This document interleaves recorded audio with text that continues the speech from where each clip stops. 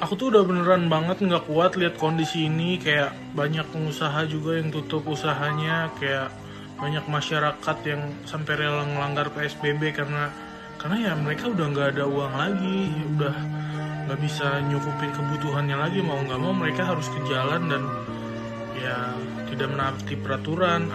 Untuk itu aku pengen banget bantu mereka, jadi aku mau lelang keperjakaan aku.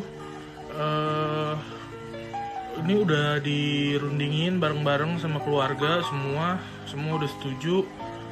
Jadi aku mulai dari harga 3 miliar ya.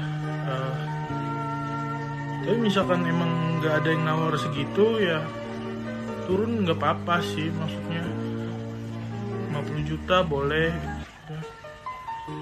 Kalau nggak ada juga 50.000 ya boleh, gratis juga bebas lah, gratis juga bebas lah.